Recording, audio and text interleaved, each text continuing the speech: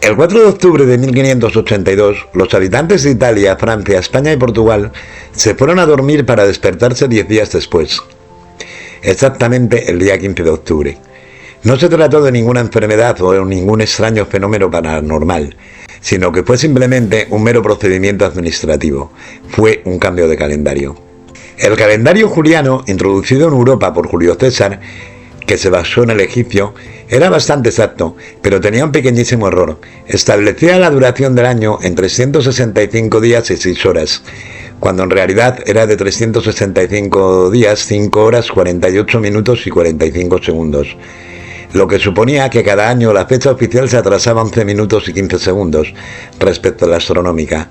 Se trataba pues de una diferencia mínima, pero en los más de 1600 años que el calendario juliano había estado en vigor, había acumulado ya un desfase de casi 10 días. En realidad, el error no era ninguna sorpresa. Ya desde el siglo IV se sabía que el calendario juliano no era del todo exacto, y en el siglo XIII los astrónomos del rey Alfonso el Sabio de Castilla habían recogido en las llamadas tablas alfonsís un cómputo casi exacto del desfase que fijaron en 10 minutos y 44 segundos por año. A pesar de eso, no se habían tomado medidas al respecto. La razón, aparte de que el desfase era mínimo, era que el calendario importante en la Europa cristiana no era el civil, sino el litúrgico, y durante siglos no afectó a las fechas señaladas. Solo empezó a ser visto como un problema cuando el error acumulado afectó a la fecha de la Pascua, cuya celebración había sido fijada en el domingo sucesivo a la primera luna llena de primavera. Fue por ello que el Papa Gregorio XIII decidió crear una comisión del calendario para implantar las correcciones necesarias en base a los estudios astronómicos disponibles.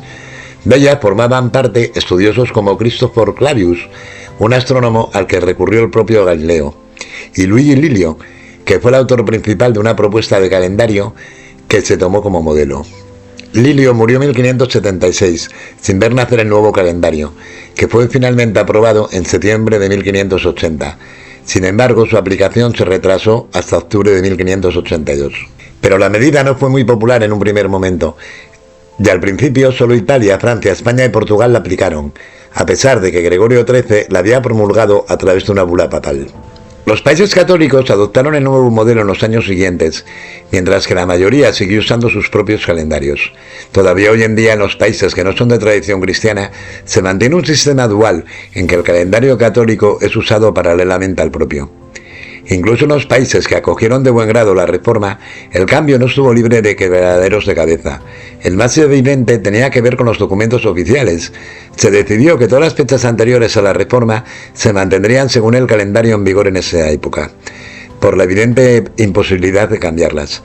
Además, hubo que revisar todas las fechas administrativas previstas, tales como juicios y pagos, que se retrasaron 10 días, generando no pocas complicaciones. La transición de un calendario a otro dio como resultado algunas anécdotas curiosas.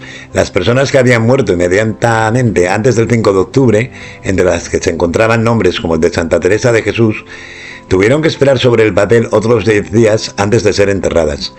Las invitaciones oficiales de países que todavía no habían adoptado el cambio, pero por no ser católicos, tenían que especificar a qué calendario se referían para evitar confusiones. Pero la anécdota más curiosa es seguramente que aunque Cervantes y Shakespeare son homenajeados conjuntamente en el Día del Libro, ninguno de los dos murió ese día. El castellano falleció el 22 de abril de 1616, pero fue enterrado al día siguiente, mientras que en la Inglaterra anglicana seguía vigente el calendario juliano, y por lo tanto, cuando allí era el 23 de abril, en España ya era 3 de mayo. Aún después de todo ello, el nuevo sistema no resultó ser definitivo, aunque sí más consistente que el anterior. Variaciones en la velocidad de rotación de la Tierra crearon una diferencia ínfima de un día cada 3.300 años aproximadamente, que se resolvería fácilmente quitando dicho día de un año bisiesto. Pero aún así, quedan casi 3.000 años para ello, así que de momento no hay mucha prisa.